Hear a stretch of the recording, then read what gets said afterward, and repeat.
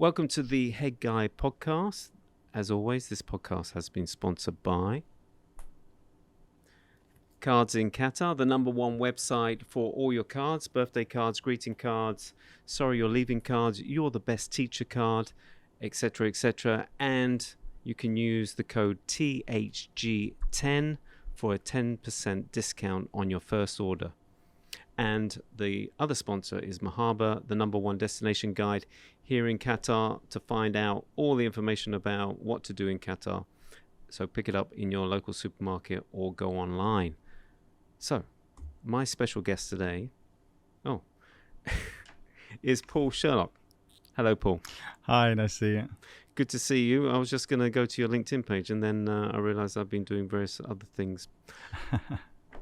So, I didn't realize, I was just, because you came recommended by a mutual friend of ours who had been on your Onion podcast, Richard. Yeah. He said, you've got to get Paul Sherlock on the show. And we've been toing and froing. We've been trying to get a mutual date and time for you to come in. I think it's been a year. Yeah, it's not, exactly. Yeah, I know, a nightmare, isn't it?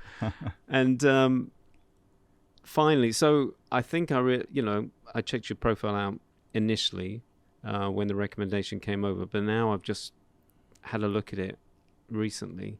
And then I realised that you're a local lad from Nottingham. Yeah, that's right. Yeah, Nottingham. Yeah. I moved to Nottingham when I was 13. Ah, right. No way. Well, I moved to Nottingham. I think I was 7 or 8. Oh, really? So I wasn't born in Nottingham. Oh, so you're not a real Nottingham lad. You're. Yeah. So I was born in Wigan. Oh, really? Yeah. So as I was saying, my dad's from Liverpool. Dad's a Scouser. Mum's from Southport. So we've got that link to the northwest. And then through my dad's job, we sort of moved from Liverpool to Wigan and ended up down south, down in Brighton, so a place called Seaford. So, really? Yeah. So you went down to Brighton? Yeah. So it was down on the southeast coast for a couple of years, and then slowly started to migrate back up north. We were in Hawley, Reigate, for that area just outside Gatwick Airport for a couple of years, all moving through my dad's job, and then eventually settled then in Nottingham. So what was your dad doing? So he was a electrical engineer, worked for a company called Furs that designed lightning protection. Okay. And has worked out in the Middle East. So in fact, I walked around Qatar, and when you look on the ground, there's these earth plates or whatever Dad calls them, the lightning protection with the company's name, Furs Nottingham. Oh, really? Yeah. So if you walk with your head down, you'll see around the football stadiums and things. So, oh, wow. Yeah. So we did a bit of work. We did a lot of work out in the Middle East. Yeah. Yeah. In the 1980s, and as a family, we were almost going to move out. As I've got 2 brothers and obviously my mum and what have you, we're all going to come out. And in the end, it didn't quite materialise. So my dad would travel to Saudi, to Abu Dhabi, to Oman, with his work. So, yeah. So hence the sort of tenuous link to me coming to the Middle East and Qatar, I guess. Yeah, it's like a full circle of the family. It was meant to be. Yeah, absolutely. So I'm just curious. So he was working for the same company all the time, but just moving around? No, it was the same industry. It was still, I think it was okay. Yeah. And then where he spent most of his career then was in Nottingham at WJ Furs. That's where they're actually based. Yeah. And obviously did a lot of work with companies in the Middle East. So, yeah. Wow. So, yeah, so hence then we settled in Nottingham then. And, yeah, so I feel as if and my son's born and bred in Nottingham, So, yeah. Are they still there? Is he still there? No, he's in California. Oh, wow. My Jack, so he's in California State University. So he's on a soccer scholarship out there. So yeah, he's living the dream in Beverly Hills, and go off to San Diego and hear stories of things that they're up to and stuff. What a place to have a scholarship. Yeah, fantastic. Absolutely. Yeah. So that leads nicely on to my next question, because you were in Nottingham. You went to Hucknall. No. Where did you study? Where did you live when you were in Nottingham? So we were living in a place called Ravenshead, which is between Nottingham and Mansfield. Okay. But we did go to Hucknall National. Yeah. Oh, you did? So that's correct. Yeah. So went to a comprehensive school there in Nottingham. Loved my time at that school. And then during that period is then when obviously I got spotted and got picked up. Well, all right. You're jumping. But with your dad moving around, obviously you as a family was moving around. Yeah. So how many years on average would you stay in one area? Probably in those early years, couple of years, 2-3 years, and then Dad would get a promotion and move on, and obviously we'd all come with him, sort of thing. So yeah. And I'm curious because I had that similar background because my dad was in banking, and every time he got promoted, we were moved to a different area. But I always felt that, and when I look back at my job history, I would generally move every 2 to 3 years. It was in my blood. It was just like something that I was used to, something that, I wouldn't even question. It was just like, okay, my time's done here. Now move on. And it didn't matter where it was. I was quite happy. Wherever my hat was, that was my home. Is that the same kind of feeling? Yeah, I mean, possibly. Although I think it was more the fact that it was a promotion, I think, in terms of my dad, because then we did settle, and then stayed in Nottingham then for the rest of my family is still there in the area, so they have all settled. It's only me that sort of fled the nest and travelled. So, and did you always have a natural ability? Because we're moving on to you going into football. Were you a natural footballer from a very early age? Yeah, I suppose my earliest memories are, when you look at photos that your parents show you, is me with a ball, and playing in the back garden, doing keepy uppies, like we were saying earlier, the Panini stickers and the posters on your bedroom wall were all of Liverpool, were all of Kenny Dalglish or Graham Souness, and that era. Great side. Yeah, so I was brought up with that, and obviously with my dad's passion for football and Liverpool. So that stayed with us, throughout.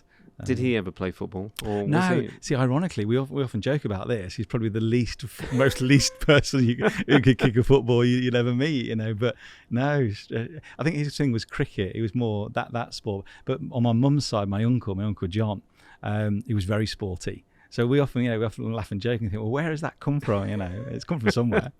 So yeah. So, how were you spotted? Because you did go and play for Notts County professionally. So do they do like a around the schools and stuff to see what the young talent is like? I think back in the day then there wasn't these academies as we know them now. They had what was called Centre of Excellences. So this used to be run on a Monday night. So I'd go to school all day, and then in fact I'd get a lift with somebody that a friend of my dad's who lived locally. I'd walk to his workshop, and he was travelling back that way, so I'd jump in with him. He'd drop me back off at Meadow Lane, and then we'd have an 2-hour session, and that was back in the day when Jimmy Cyril was still around. So Jimmy Cyril and Mick Walker, Jimmy Cyril would come and deliver the session every now and then, but it was Mick Walker who was my sort of main coach at that stage, and it was just ball manipulation, Cruyff turns in this sort of old wooden shack of a stand out the back of the Meadow Lane stand. And I was probably, what was I, 9, 10, 11. So that age. And then stayed with Notts all the way through each year, progressing. And I'm just curious, you're left-footed. Yeah, although I was all right with both feet. Yeah. But I'm just curious, are you right-handed? Yeah. Yeah, that's the same with me. I'm right-handed but left-footed. Yeah. Have you ever looked into why? Or? Nah. Although I was actually right-footed. Naturally, if I was to take a penalty, I'd take it with my right foot. Oh, really? Yeah. But I think because I worked on both feet quite, so much, that actually my left foot, I was starting to strike the ball better with my other foot and that's a lot of people say that. Oh, you're a left foot, but actually, I would say that initially I'd turn out as a right foot player. Yeah. But was that could that be to your benefit playing with both feet? Yeah, absolutely. And then that was one of my strengths, fortunately, because I think as I reflect and look back, I was never probably able to pin down one position as my own because I could play right back, I could play left back, I could go in the middle, I could play on the wing, and so I got people used to say quite a versatile player, which when you're a young player developing, that's quite good, especially when I broke into the first team, because I could then be placed anywhere, but then you never hold down a single position as your own. So what does that mean? Because I'm not really a football fan, to be honest. So what does that mean if you can't secure a position? Are you like on the bench a lot of the time, or potentially. So, you are a squad player, a fill-in at times, without actually being able to hold down that regular sort of starting position, particularly as a young player developing and starting out. But on the flip side, it's to an advantage then, because you are able to fill in that gap and that gap. So absolutely. It works both ways. So why was it only, because you were only at Notts County for what, 2 years? No, so I was there from 1990. So I left school in 1990 from Hucknall National. Through 5 years. through Yeah. to 95. Yeah. Yeah, so 2 years as a YTS, £29.50. Oh. Yeah, a Really? week. Oh yeah. So we would be cleaning the stands, cleaning the boots, cleaning the dressing rooms, preparing and washing the kit, laying the kit out for the first team. Oh, wow. And bearing in mind, this was the Neil Warnock era, so this is when Notts were flying high, and going from League Two to League One to the Championship, and ultimately they had that year in the top division just before the Premier League started. Yeah. So there were people, I'm trying to think the names now. When I first arrived, old ex-players like your Don O'Riordans, your Craig Shorts, Tommy Johnson, Mark Draper. So these were the young lads that had broken into the first team that had gone on to have like top Premier League careers. Yeah. So Notts was a good place to be at the time. But isn't it weird if you're, cleaning the shoes, getting the kit ready to then break into the first team, and how does that? Yeah, so ultimately, so you're 2 years as a YTS, and then it's cutthroat, because some of my best closest pals are from that group, because we go through so much together. We talk about building resilience and determination, bouncing back from setbacks. I think that's where we learned so much that probably has stood me in good stead now moving forwards in my career. So we often look back on those years really, fondly, and it's very different now because my Jack was a scholar at Barnsley, and very different experience to what I experienced in the 90s. No, I can imagine. Yeah. So 2 years as a YTS, and then I was one of the fortunate ones that got offered a professional contract. Not everybody did, but we were a good, strong cohort that did well in the FA Youth Cup, and we won the league, and we were beating the Nottingham Forests and the Leicesters and the Wolves and those teams. So breaking into the first team then is it's a big step up. Yeah, big step up as a 19-year-old, and Notts were in the Championship then. Enjoyable period. And did you see yourself? Was that the vision to, be a professional footballer and go as long as you could? Yeah, I suppose. Yeah, it was. But I think you soon realise, and I realised that, I was never going to be, I'm never going to be a Steven Gerrard at that level. But you just think the penny drops where you think, actually, I'm probably going to be perhaps a journeyman footballer who's going to, knock around the lower leagues and pick up a few, never be rich and famous, but could have a decent career. Yeah. But things change, and injuries and new managers come in, and I do a talk. I do one of my assemblies with the students at school, and I talk about my plan A was this. I was going to be the next Gerrard and Dalglish, but actually I needed my education because I needed a plan B. And then, that goes into the other. And that's what my parents always said. Always, focus on your education, and then you can do whatever you want to do, because you've always got that to fall back on. Yeah, I think that probably my parents were exactly the same. That's it. Focus on that, and then if anything comes with the football, go for it, enjoy it. But if not, you've always got something to fall back on. And obviously now, clearly, I did fall back on it. Wow. Yeah. But was it, because I'm curious about that, did you not think that you would always stay within the football sphere, the industry of football? People ask me this. Possibly, but I think when it's quite a ruthless industry. You can get battered and bruised. What, even if you're not a player? Yeah, just in terms of, I guess, the people that you're dealing with on a day-to-day basis. Football's a different environment to normal life. It really is. And I suppose when I got to the point where I was, I was being released, that I think I'd probably fallen out of love with football for a bit. Yeah. And whilst I did my bad years, I never had that real desire to get back into the professional game. Yeah. I think no. And some of my friends have, and I'm still in contact, with people. Paul Cox, for example, is a good pal of mine who went on to be a successful manager at Mansfield Town, and he relays stories of what the industry, how tough it is to survive, So, I think you go from one contract to the next, and I think I wanted a bit more stability in a career than perhaps what football was going to offer. Yeah.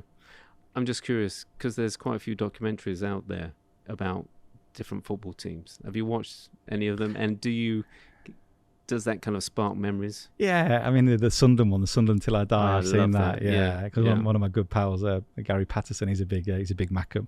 So yeah, I do enjoy it, and there are elements, of truth in terms of what it's like. There's the Spurs one. I saw bits of that. So yeah, they're a fly on the wall sort of documentaries. Yeah, they're great. Gives I you love an them. insight. Yeah. I see it from a business point of view. So I'm watching at the business angle, and how it all works from that point of view. But it is fascinating to see behind the scenes. And I love that Formula One as well, about, watching all the different teams and how, the owners are worrying about, just smashed up another car. And it's just like cha-ching, cha-ching, money. Well, I've just finished watching the Full Swing, the golf one. Yes, so we just watched that as well. Yeah, I've really enjoyed that, actually, with Rory talking about the LIV and the PGA and how that's all changed. So, yeah, now I do enjoy those. So then you went on to Mansfield Town. Yes, yeah. So what was I, 5 years at Notts, and then Howard Kendall came in as the manager, who was quite famous ex-Evertonian manager. So he came in at that point. Then he was signing players of Steve Nicol, Graham Hogg, like serious, experienced pros. So someone like me who's probably 19, 20, 21, still finding his way in the game. So I was then sold to Mansfield for £30,000 at the time. And the manager then was a guy called Andy King, who sadly is no longer with us. Mansfield Town were in League Two, going for a promotion in the playoffs. So it seemed like a good opportunity to go there. Yeah. I was from, or had lived in that sort of area, so knew the club and knew the area. So then spent, I think, 2.5 seasons then, with Mansfield. And then what happened after that? What? Yeah, so it's like anything, either new manager comes in, face doesn't fit, manager's got other ideas. So I think it became quite clear towards the final stage, towards the end of my contract, that I wasn't going to get a new contract. And I think that's when I had to make a decision. Do I try and get another club? Do I become the journeyman footballer and get a contract at Leyton Orient or Doncaster Rovers or Rotherham, and if I'm lucky? Yeah.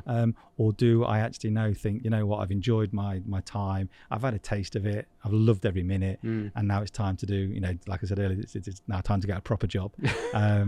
So when my contract expired and I wasn't offered a new contract, it was decision time really. So I think I went to Malta for 3 weeks as a bit of a trial, but nothing came of that. Oh, really? But then you get invites to these, to lots of clubs and trials. But there's hundreds and hundreds of boys like me at that age, I can imagine, all trying to, and it's very difficult to impress. So what I decided to do then was go to uni in the end and play non-league football. Wow. And then what kind of, why did you choose? When you went to uni, what was it that you were, what? Yeah, so again, I suppose it's still that I never thought I'd be an office sort of guy, like sitting in an office day in, day out. And I, obviously the passion for sport and football. And well, I just want to stop you there because, no, why would you? Because, you've been a footballer. Yeah. You've literally been on a big stage where you've got thousands of people shouting at you and, cheering you on. Yeah. How could you go and end up in an office job? Yeah, I was like, no. It was obviously got the May time. We have the summer, and then started to look at potential courses at universities and what was out there. And then obviously was trying to look down the sporting route, and then thought actually perhaps going to teaching. And then there was a course that came up at De Montfort University in Bedford. So physical education and geography, Bachelor of Education, 4-year course. Thought, yeah, you know what? Why not give it a go? Hold on, where does the geography come in? Yeah, so yeah. So on that respect, so it was you study the physical education and the geography. So I'm qualified now to teach both subjects. But could you choose anything else apart from geography? Yeah, you could. Okay, you could, but why geography? No, that was one of the subjects I enjoyed at school. Oh, you did? Okay. Yeah. It was my worst subject. Oh, no, I loved all that. No, tectonic plates and volcanoes. Yeah, absolutely. So did that then down in Bedford for 4 years and played for Bedford Town. Ah, so you were earning money at the same time as studying. So had a fabulous, really, really enjoyable time down in Bedford. Yeah. again, I probably joined the club at the right time because they were at the start of something, and we won. I think it was the Isthmian Division 1. Then we went Division 2. Then went Division 1. Then to the Premier. We had good runs in the FA Vars, the FA Trophy. They built a new little ground. So yeah, and the money that I was earning there was paying my way through university. Absolutely. So I loved it. I had a really great time down there. Yeah. But it's funny how you still kept in, even though, with football, you felt that, okay, I'm coming to the end, but I'm still going to use it as a tool to, go into my next chapter. Yeah. I think that's it. I talk a lot about with the students at school about resilience and determination. And, I had a setback. I was being released at the age of 23, 24. I was then going to have to embark on retraining, another career. And yeah, you learn a lot about yourself during those times. Of course you do. But fortunately it worked out, for the best. No, and I really appreciate that, because you didn't literally go from school education into university education and then becoming a teacher education. You actually experienced the real wide world. Yeah, exactly. I think that's it. I mean, when I talk to the students about that, and then you can see their eyes light up. And just recently now, I've just done an assembly to some of the kids saying exactly that. In terms of bouncing back and determination, and you will come overcome setbacks and so on. So you do. Like I say, you learn a lot about yourself, and it makes you the person you are, I guess. But I'm just curious, because the region that we're in and the expectations that are on students from their parents, and there are certain not fields, but certain areas of work that you're expected to go in because the family, etc., and that it's one job. That there is no thought about going from one job to the next or changing a career. It's literally, this is what you're going to do, and there's a whole lot of pressure behind them. So when you come and stand on the stage and say, well, actually, this could happen. Yeah. Is there some pushback sometimes from parents or from students themselves? No, not so much. But you're right. I mean, out here, there's very much this perception that parents want their children to be doctors, to be engineers, and then if they're not going to, if academically they're not going to reach those those milestones or those career goals, then it can be difficult. And sometimes there are difficult conversations that need to be had. Yeah. But whilst also offering then an alternative, for them. So, I think it is difficult, and it's a difficult time. It's a difficult period in people's lives anyway when they're trying to make those choices.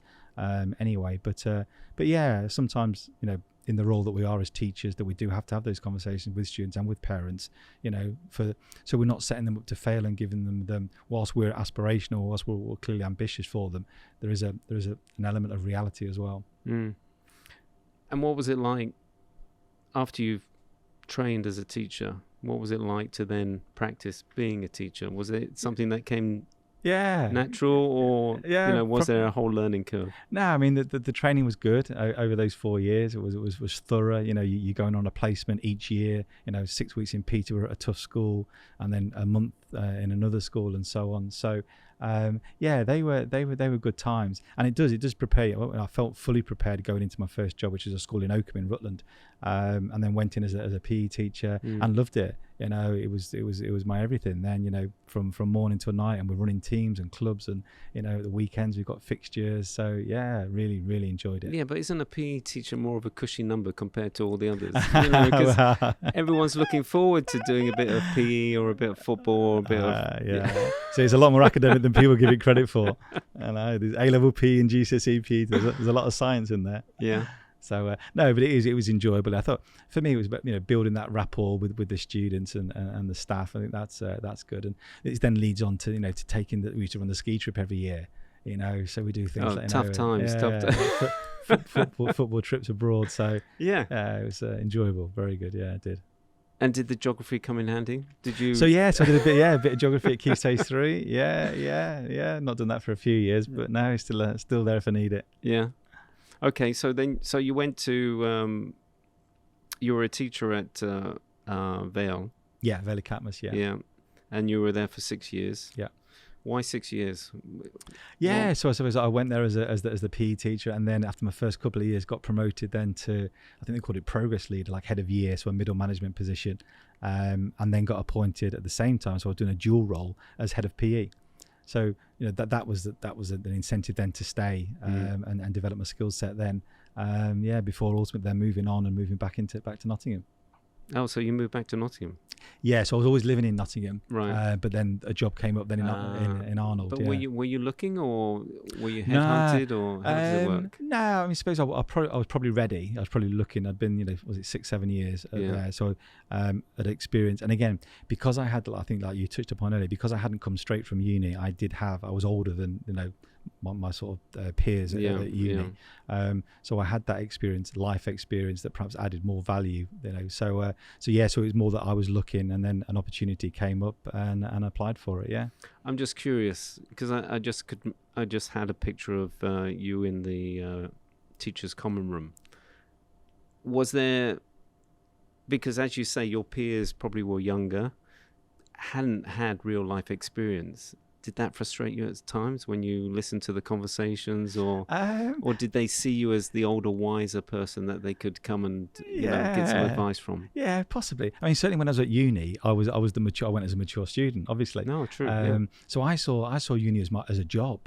I saw that I had lectures at 9 and I'd work till 7 at night or whatever, and then I'd go to training, and then we'd play games at the weekend. So I probably didn't have the normal social life of a student, because I'd probably been through that, So it was very matter of fact. It was like, I'm here to get my degree, to get me into, to get me a job. So perhaps I was looked on a bit older, a bit wiser. So you were the older student, but you were the most focused one, probably, where all the others are like, hey, it's good times. Yeah, potentially. Yeah, who knows? Yeah. To speak to my lecturers about that.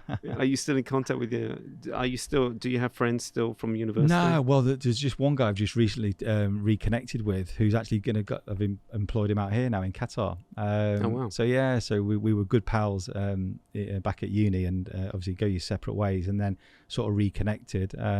He's coming out to work with us next year. So ironically, yeah. Yeah. All right. So you're there for 6 years as assistant head teacher, or was that the position that you ended up? So that's where I went to when I went back to Nottingham to Arnold, to Red Hill, the Red Hill Academy. And then you moved as deputy head at Hall Park Academy. Yeah, that's right. Yeah. How was that? Yeah. So good. And are these academies?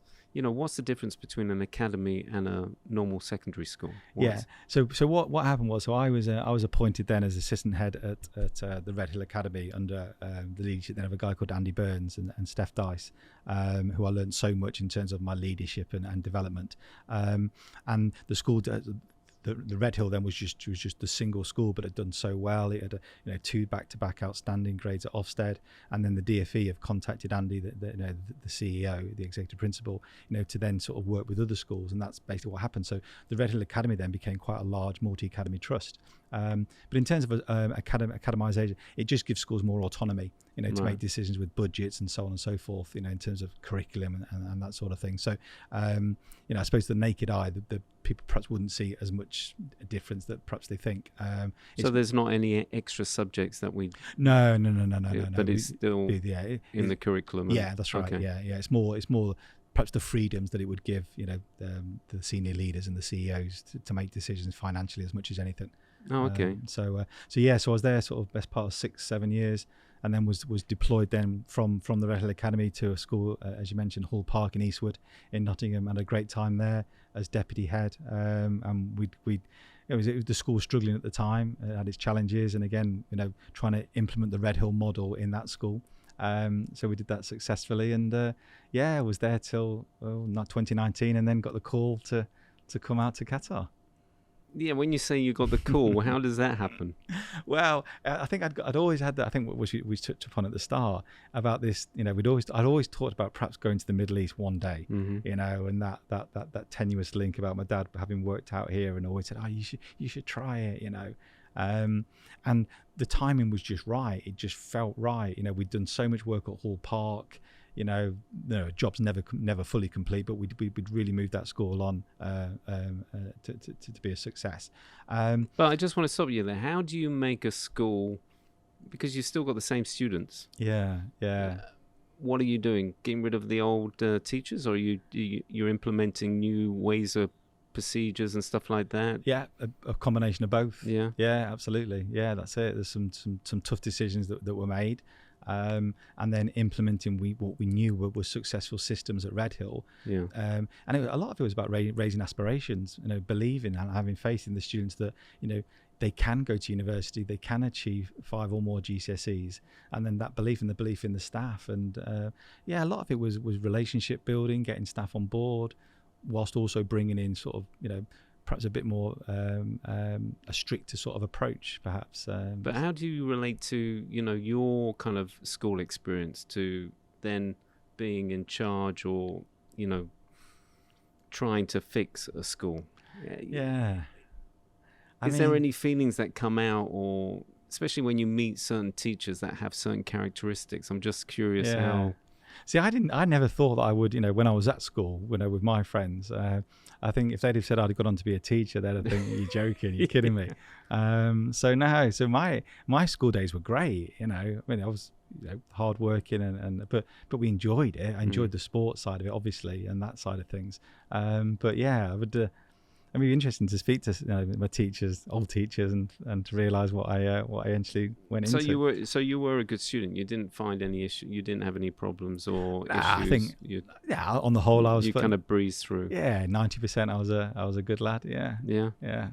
No, I struggled because I had dyslexia. Yeah. And around that time, teachers weren't aware of it.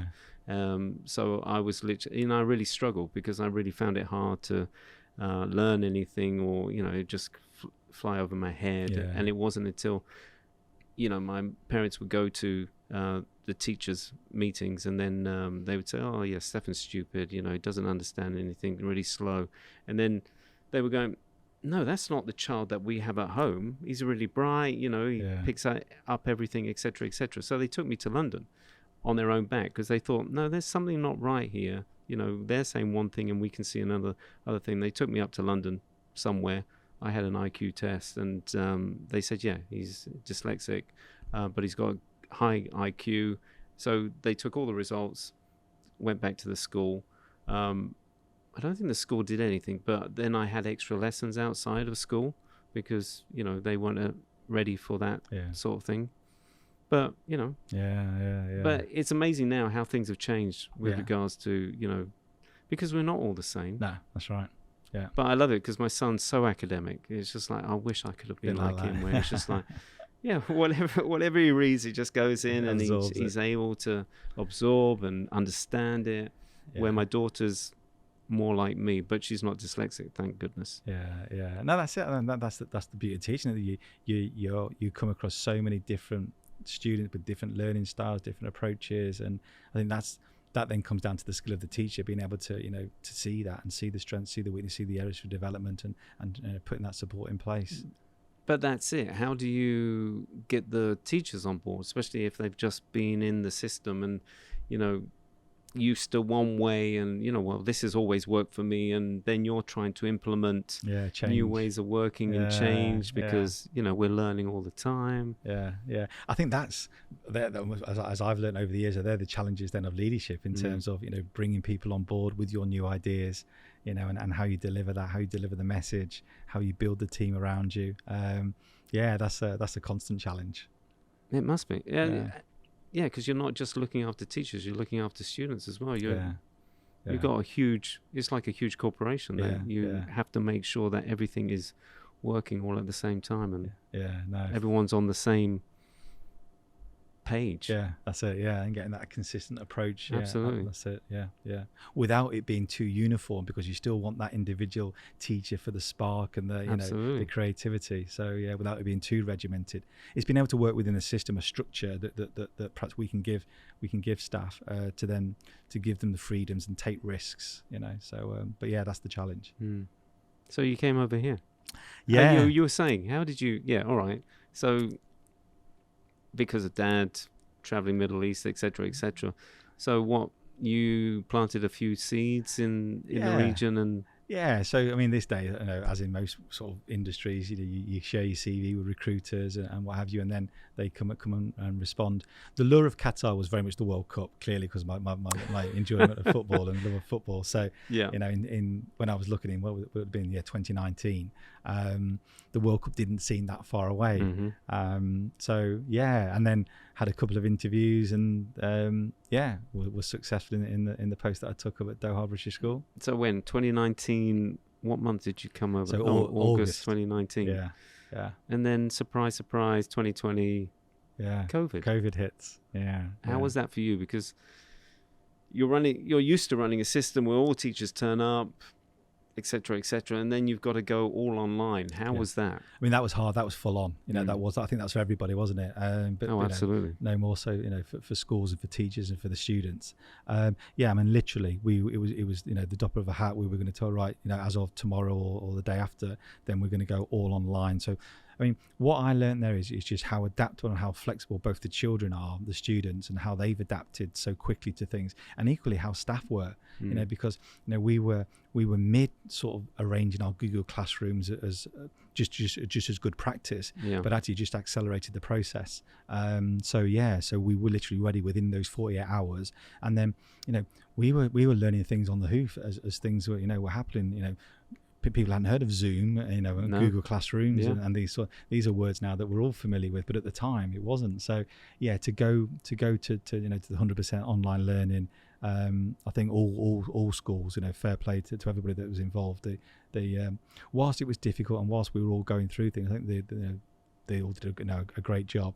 But also then having staff working from their apartments, you know, and being cooped up, and which we were doing, you know, which we all were. You know, that was difficult. That's difficult on a lot of people's mental health and the challenges that we all faced. You know, I remember I was staying at Holiday Villa, just in Mansoura. That's where my place was for the first year while I was there, and you know we were locked in our room essentially, weren't we? And we were able to. I was able to come out. I used to enjoy going for a run just as a bit of a stress relief, but all I was doing was running around the car park. You know, that would be my exercise for the day. But same for everybody. But that was a challenging time for everybody. But again, like you learn so much about yourself during that period. You think, crikey, you know, as a leader of a school, we've come through that. I think if you can come through that, sure, you know, whatever life throws at us, we can get through most things. So I've got after that experience of homeschooling, I've got 100% full respect for teachers. Yeah, that they're able to control classes, they're able to focus on different students, etc. Here I was struggling with one student. Yeah, and I would try like 10 times to explain a certain formula or something like that, and she'd just look at you every time. However I changed the way I approach things, or however I try to use my imagination to put the point across, all I would get back would be a blank stare and go, huh? Yeah. And it's just like... Yeah. So and I would lose my temper sometimes, and it's just like my wife would go, it's all right. Yeah. Just walk away. Yeah. Just breathe. See, I can relate to that, because back in there, my dad would explain to me maths and fractions and percentages, and I just didn't get it. It just did not compute. I was with you, yeah. You know, and you know, Dad would be able to do it, you know, so easily, unbelievable. Absolutely. You know, I think and I remember getting upset and tearful, and then you know, your teacher then can explain it. Maybe it's just because it's your dad trying to explain it to you, you know, and then it's just someone, it's a different voice. It's someone who you think knows what they're saying. Your dad doesn't know what he's on about, but your teacher does. No, but it's funny you say that, because my dad was exactly the same. He found maths so easy. And so I would come down with my homework and say, look, Dad, I can't, could you just explain it? So he said, all right, I'll explain the first one. So he'd do it all and go, no. So I ended up getting him to do my homework. Just the way I wangled it, even though he probably didn't think he was doing it. But so I would get 10 out of 10 for my homework. But then when it came to the tests, I'd be the lowest. So my teacher was like, hold on. Something's not right. Something's not right here. Who's doing your homework? It was just like, all right, you found out here. But no, I'm curious about the whole going online, and the fact that, you know, teachers are working from home, from apartments, etc., etc. Now you've got, you know, as you said, mental health. You've got a different ball game. Yeah. Because everyone generally turns up at school. You can touch base with them, check that everything's okay. They've got the freedom to, after class, they can go to the teacher common room, etc., etc. Now they're stuck in a room. Yeah. How do you keep the positivity? How do you keep the momentum? Yeah, I mean, that was difficult. It was. I remember looking back. And your own mental health at the same time. Yeah, that's right. Yeah, that's it. Well, I remember we used to have sort of Zoom quizzes with staff on a Friday night or really? Thursday night. Yeah, just to get everybody together. We'd still try and do a Zoom briefing, so at least you could see people's faces on the screen, but they were tough. That was difficult. Yeah. But now, having come through that now, I think what it showed is how important that social interaction is for people, to meet people on a daily basis, to get out there and we were saying to our students it was important that they had a shower, they got dressed, they put the uniform on, a bit of normality. We got them to turn the cameras on so we could see them, so the student can see the teacher. And I think that was really important, just trying to re-establish those routines. But the same for us as the adults. You miss coming in, you miss having the cup of tea in the staff room or whatever it is, and seeing your colleagues. But also with teachers, they're coming away from their families, so they've come from abroad, and now they're stuck in a foreign country. Yeah.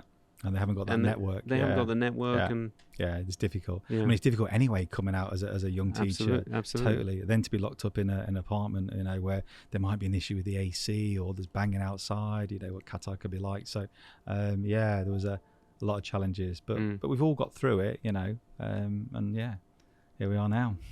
Yeah, and as you say, you feel stronger for it. You feel, if I can get through that. Yeah. Then come on, throw me anything. I can deal with anything. Yeah, I think that's certainly how I look on things. Absolutely.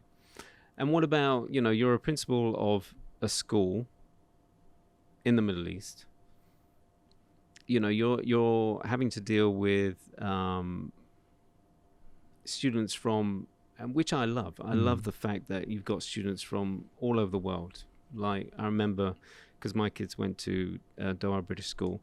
And there was like 88 different nationalities, because you have National Day, don't you? Yeah. Where everyone turns up in their national dress, colours, etc., etc.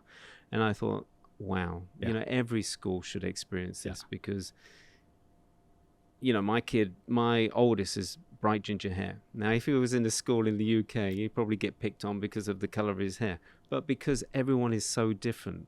Yeah. No one bats an eyelid. No. It's just normal. Yeah. And you've got friends from all over the world, which is great. My son brings his friends home, and it's just like every nationality, and it's superb. So, you're a principal of a school that's got every nationality going. You're having to deal with every type of parent, nationality, and then you've got the holding company above you telling you what to do, etc., etc. How is that? How do you balance that all, and how do you? Yeah, wow, crikey, yeah, it's one a lot grayer than I used to be. No, I like your hair. It's like, were you ginger when you were younger? Because you've got that white. Well, my younger brother Matthew, he's ginger, and my son Jack. So you have got the ginger gene. My mum's ginger. Oh, there you go. And Jack, we say strawberry blonde is Jack. Absolutely, yeah. So there's a ginger gene. Yeah. I think what you touched on, international. That's the internationalism of an international school is just like wow. They say 90 different nationalities, and that was one of my first sort of wow moments, was when I was stood, with all the children around, all in the national dress, with the flags, with the banners, the national anthems are playing. It's just amazing. And they're doing a talk about, whilst we're all the same in terms of we all come to the same school, we're all very different because of our backgrounds, our religion, our race. I think is wow. And there's these, it's a melting pot and such a diverse culture. I think that. I mean, I was never a student in an international school, but I see it from some of the staff and their children, and how, they, like you just said, that they have friends from all over the world. Absolutely. I think that, as they grow older now and as they go through life, then no doubt they will still hopefully remain friends and have those connections for life. Yeah. And I think that's what an international setting, a school can provide, as well as if you come to a British school, that British education and so on. But yeah, that's, it is challenging. It is, and dealing with parents from different nationalities and how they react to certain situations. And then, when I talk, I've had to modify my behaviour in terms of how I would perhaps speak to parents previously, and there's a lot more listening that takes place perhaps than if you're in the UK. Whereas we perhaps hold a line and we're probably firmer, whereas here we listen more, and perhaps probably a little bit more understanding, a bit more sympathetic to perhaps what is going on. But yeah, from a Brazilian to a Portuguese to a Spanish, they've all been through my office door, and but yeah, in the end we hope we keep them happy, and they come back, so. Yeah, because I can relate in regards to when you're in the UK, it's your own culture, it's your own, it's everything that you're used to. Yeah. And the kind of personalities that, that throughout your life you probably met. Yeah. Those kind of individuals. Yeah. Yeah. But when you come over here, it's a totally different ballgame. Yeah, it is. And it does take some getting used to, absolutely, in terms of how you greet a Qatari, how you are when you're inviting them in, and it's a lot more social, it's a lot more I'm here to listen, please explain, and very much they want to speak to the principal, whereas perhaps in the UK they would perhaps speak to the head of year or somebody else, but everything seems to come to the principal. Not that my conversation is any different to anybody else in the school, but that's that they want to speak to the principal about issues. Yeah. But I think that's the culture, I think, as well. So it's been interesting. 4 years now. So yeah, I learned a lot. Absolutely learned a lot. So why the move? So you've only been here for Doha British School was 3 years 6 months, so what was I suppose you look for other things that are coming up, other opportunities, and then I was in contact with the Royal Grammar School Guildford in UK, which obviously is a prestigious a 500-year heritage school.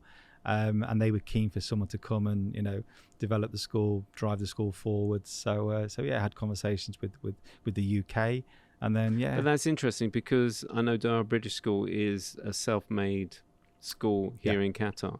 So what was the difference between running that type of school compared to something that's already established back in the UK, has a reputation, and then sets up here in Qatar? Different in terms of where in the UK you're liaising with the Board of Governors in terms of volunteers, from industry and the workplace. Here you're clearly the school is for profit. It's a business. So you're held accountable in terms of numbers on roll. It's that balancing act between what you think is right academically, morally right academically, whilst also having your business head on. But again, they're challenges that I've had to learn to sort of manage and deal with whilst I've been out here, and that's been interesting. Been a learning curve, in that respect, in dealing with owners of schools. Whilst very passionate about the school, clearly there's a bottom line to meet, which I totally get. Absolutely. Yeah. So you're more looking at the marketing, more looking at how you can get the message out there to attract more students. Yeah. How do you deal with the whole influx and outflux of people that come in and out, because it is quite it's a fluid. Absolutely, yeah. I mean that is one of the biggest challenges. Now, back in the UK, we didn't have a marketing team. That's not, you go to the local school, no, absolutely, live around the corner, that's your catchment area. That was pretty much it. But here, marketing, you say that was one of the earliest things that I noticed, that crikey, we have to market the school, we have to promote the school, because it's a competitive market. There's a lot of British international schools. There's more and more. That's right. Yeah. So that is interesting. That and all schools are very similar. We're high profile on social media. We're trying to put out the best practice that we do in each of our schools, whilst also having a unique sort of selling point, a USP, that what's different at this school that's different to that school. So go on then. What is the USP? That's it. Yeah, I mean, where I'm currently at, we talk a lot about our values, and they're the RGS values from the UK. So that's probably one of the selling points that we have, in terms of we talk a lot about integrity, collaboration, and you want your children, yes, to come and get the GCSEs and get the A levels and go on to top universities, but you also want them to go and leave as good people and good, honest with the British values that perhaps you and I were brought up. But we're trying to instill that into our students. Yeah. And I think that's why people choose to come to a British school, because of that background, and having the name of RGS Guildford helps with the branding and the marketing of the school. So. I'm just curious because I had Mike Seaton on the podcast the other week. Have you guys adapted your school uniform from the UK one to being out here in the Middle East? Yeah, well, that's interesting because at DBS we introduced a new uniform about 18 months ago. Oh, really? Where it was probably when your guys were there, it was bit less informal, short. So we introduced the blazer, the tartan skirt, and the tie to give it that British international feel. When they look amazing, they look smart. RGS UK is very similar, blazer, tie, whilst also being culturally sensitive to where we are, in terms of length of skirt and that sort of thing. So there's a balance, I think, balance to be struck. No, but I'm only asking, is it lighter because of the weather? No, I don't know. No, exactly. And that's why I said to Mike, why isn't there an adaptation of, the kind of fabric that you're using? Yeah. And he says, no, look, they leave the car AC. Yeah. There's a short distance and then they're in a building AC. That's right. So they don't need. Yeah, we say the same, exactly. And I try to explain to my son, who hates anything that's long trousers or anything. He likes just to wear shorts and t-shirt and nothing too clinging. So when he puts the uniform on, it's just like can't sit down without the shirt pulling up, etc., etc. So it's just like, look, it's the school uniform, that's the rules. Get used to it. And I said, look, if you're in an office, you would have the same situation. So that's right. That's what we say, exactly the same. Just training. Yeah. So what's the future hold for the school and for yourself? Yeah, I mean the school's in good shape. We're looking to grow the secondary school at RGS UK, RGS Guildford, Qatar. So yeah, we've currently got 700 or over 700 students in the school. We've got over 100 signed up for August, which is really positive. The growth area now is for the secondary school. We've got a brand new secondary school building that's open. So that's exciting. On the same campus, yeah. So we're an all-through school, EYFS, all the way up to post 16. So yeah, the campus there, we're going through the branding stage now, where we're getting all the RGS logos, so really sort of modifying the look of the school. So yeah, we'll continue then to grow that school and offer the GCSEs and AS and A levels, and yeah, hopefully go from strength to strength and increase the numbers there, and try and make that one of the top leading schools in Qatar. And then beyond that, I'm loving life in the Middle East, and then who knows. No, there's no plan, 5-year, 10-year plan? No, I mean, a friend of mine, he's very much has got a life plan, whereas I've not. I just go with the flow. I've been very much, you get to a point in your career and you look around and you think, do you know what? I could do that. And then you get to a deputy and think, I could try being a head. And then you get to a head and you think, I could do that. So that's but what's after the head? Well, that's it. Yeah, exactly. It's like the football manager. Once you get to the head, absolutely, if you don't make it a success, you got to look for something else. Yeah. Is it like an educational consultant flying all over the world? Is that after? Yeah. Who knows? I mean, that's these. The big companies now. They're looking for new schools, aren't they? Internationally, to build and grow. So absolutely, yeah. There seems to be more of those kind of businesses where they are like a holding company, and then they look at different areas to set up, or take a concept from the UK. And that's right. Yeah. So there's always the potential then for an investment in another country, another school. So yeah, I mean, who knows? But I'm enjoying what I'm doing. I'm enjoying being out in the Middle East. Enjoying the lifestyle here, and let's see. Actually, that was going to be my last question, but I've thought something else. Is the fact education as a whole, where's it going? Because we've had a taste of doing online stuff.